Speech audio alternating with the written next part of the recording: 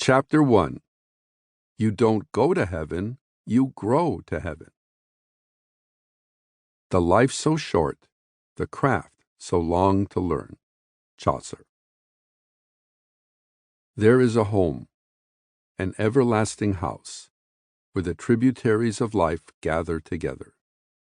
It is a place where life flows in its fullness, where love, peace, and joy reign supreme, and justice prevails. Where you are creative, strong, healthy, vibrant, and alive as can be. No matter where you are or how far you travel, this home is there for you.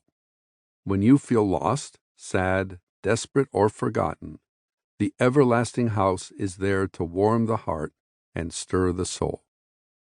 Shadows of the past fade in this eternal place. You are where and who you are meant to be. We call this blessed place heaven. Many of us build our lives on the principle of a great beyond, and that our actions on earth determine the kind of life we will have in the hereafter. Heaven gives us purpose. It reaffirms that our actions have meaning and that life isn't random or happenstance. Of course, there are those who say that heaven is a human fallacy, a superstition we sustain to deal with the difficulties and ambiguities of this world. At best, we make our own heaven or hell by the way we live our lives. And then there are others who feel heaven is a question that can only be answered when we die. No one can prove or disprove that heaven exists. That is something every person must decide in his or her own way. What I can share with you is what metaphysics teaches on this timeless topic and what my own clairvoyant experiences over the course of a lifetime have taught. As this audiobook will illustrate, heaven is not only real, but is also the key to attaining all the potential that is in you as a human soul. It is not just a place, it is a state of consciousness. To be part of heaven and the consciousness it embodies, you must unfold your spiritual potential. Metaphysics teaches that you don't go to heaven just because you've been a good person. You grow to heaven through the gradual, majestic process of spiritual evolution.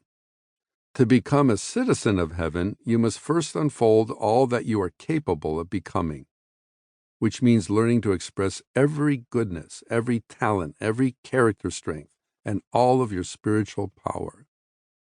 As you unfold step by step into who and what you really are as a soul, you grow spiritually. As you experience life in its great variety, the soul gathers up wisdom, which helps it to unfold its power and potential. Mystics call this spiritual growth an ascent, your spiritual ascent.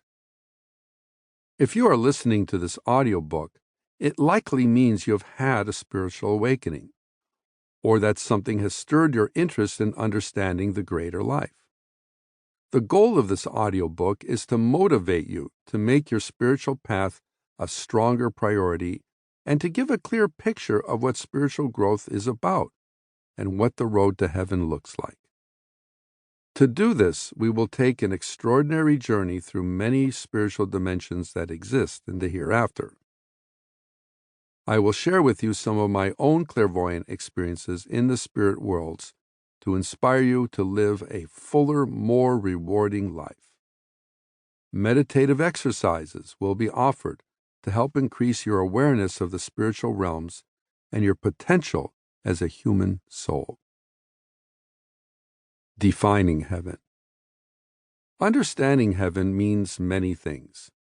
It means accepting the idea that there is life beyond the physical world, and that there is a grander organization in the universe than only the physical planets, stars, and galaxies.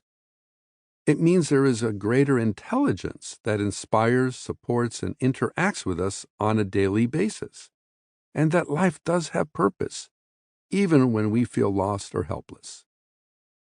Each culture and spiritual tradition describes heaven in its own specific way.